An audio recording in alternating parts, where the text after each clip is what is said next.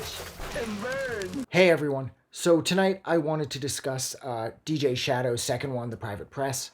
Now, this record was released way back in the early 2000s, and it continued to sort of cement his reputation as the world's best, like, turntablist, or at least the best known turntablist at this point.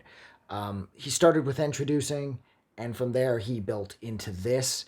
And whereas Introducing is a landmark record as far as how layered and how perfect sounding and how like perfected his style was right away.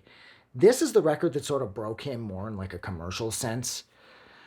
The songs on here, they just don't miss. Again, you could argue the same thing about Introducing, but the songs on here, I just found them to be less experimental, I guess. And these are more like mainstream in a sense.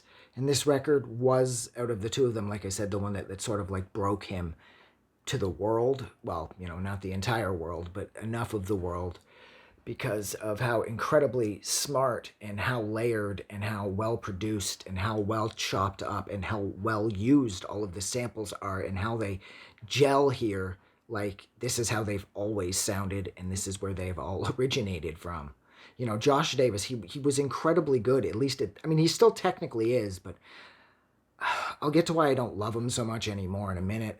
But at this point, it was like he was born to do this, and I don't think anybody's going to argue with that because this and Introducing are flawless. I mean, there are so many Blood on the Motorways on here, and that's like one of the best songs I've ever heard. And You Can't Go Home Again's on here. There's so many songs on here. I love the design of the record. I remember I went to university with a guy who this thing up here with the little heads.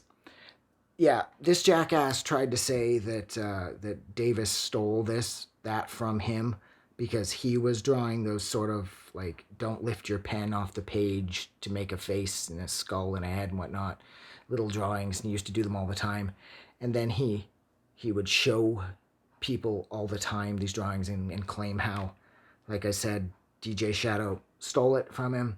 But he was a fucking idiot, and he was obviously lying, or maybe not. He could have been off in his own little world and actually believed this, because I did go to school with a few people who were genuinely insane, and he most likely was one of them. That's actually the first thing I think of when I look at this cover. I see those little hand-drawn things up in the faces up in the corner, and I always think of that guy I went to school with. But I love the design of the record as well. I love how the song titles, you will scour this. I remember when I first got it, I'm like, where the hell are the song titles? Of course, not looking anywhere near here. And I looked up and down and I'm like, all right, well, that's kind of clever. You know, there's no song titles, because then, oh, well, fuck, there they are. And yeah, this got Walkie Talkie on it. This got Given Up the Ghost, 6 Days. Like I said, Blood in the Motorway, Mashing on the Motorway. I love that song. And of course, You Can't Go Home Again, which, as it turns out, isn't entirely true. I love the artwork. I love the feel. I love how honest this record sounds. But I just don't like DJ Shadow as a person. I never have.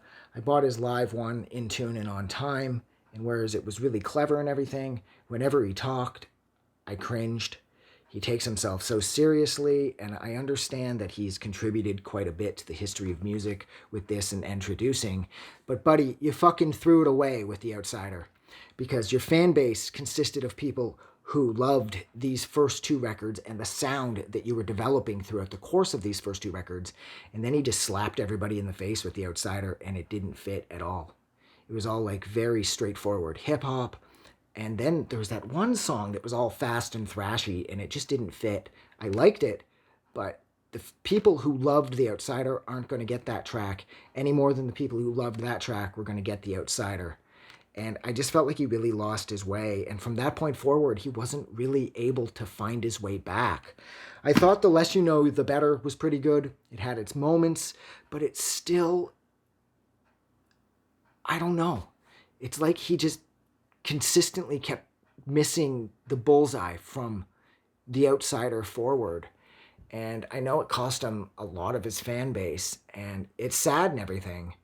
But I remember I read an interview with him at the time when he was releasing The Outsider, and he said that he was actively aware that it was going to alienate a huge percentage of his fan base, but he didn't care because he had to do what he felt was right. But I always wondered if it was what he felt was right or if it was him trying to make some money.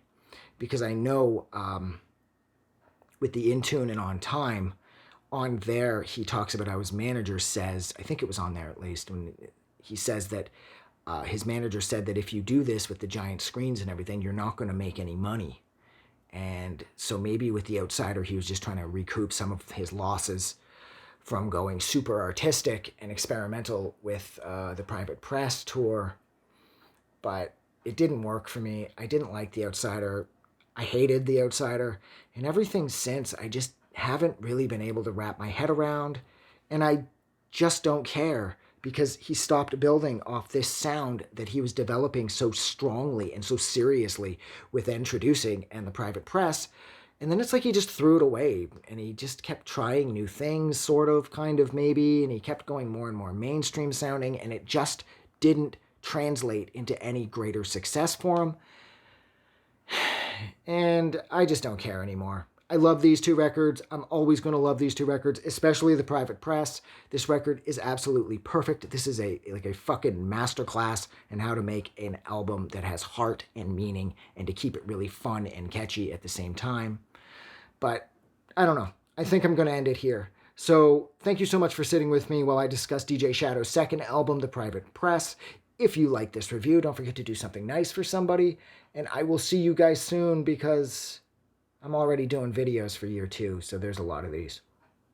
Have a good night. I just wanted to say thank you for making it through the entire video. I really appreciate it. And I'm going to remind everyone one more time, even though I've probably already done this in the video that you just watched, to please click the like button as well as the subscribe button, because it helps this channel grow. And thank you for hitting like and subscribe, and we will see you guys really soon.